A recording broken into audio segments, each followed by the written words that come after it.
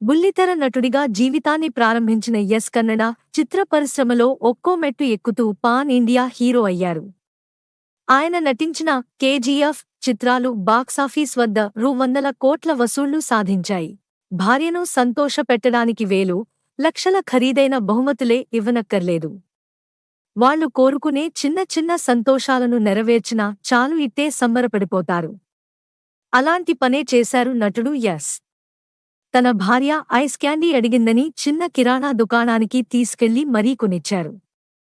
ఇందుకు సంబంధించిన ఫోటోలు ప్రస్తుతం సామాజిక మాధ్యమాల వేదికగా వైరల్ అవుతున్నాయి. ఇటీవల కుటుంబంతో కలిసి యస్ ఉత్తర కన్నడ జిల్లా భత్కల్లోని షిరాలికి వెళ్లారు. అక్కడి చిత్రపుర మఠాన్ని సందర్శించారు. ఈ సందర్భంగా తన భార్య ఐస్ క్యాండీ అడగడంతో దగ్గర్లో ఉన్న చిన్న దుకాణానికి వెళ్లారు.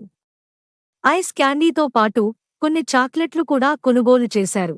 ఇందుకు సంబంధించిన ఫోటోలు సామాజిక మాధ్యమాల వేదికగా అభిమానులు పంచుకోవడంతో అవి కాస్త వైరల్ అవుతున్నాయి.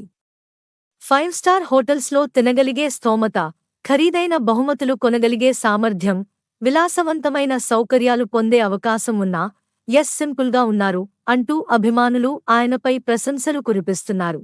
ప్రస్తుతం యస్ టాక్సిక్ సినిమా చేస్తున్నారు. మలయాళ దర్శకురాలు గీతూ మోహన్ దాస్ ఈ మూవీని తెరకెక్కిస్తున్నారు.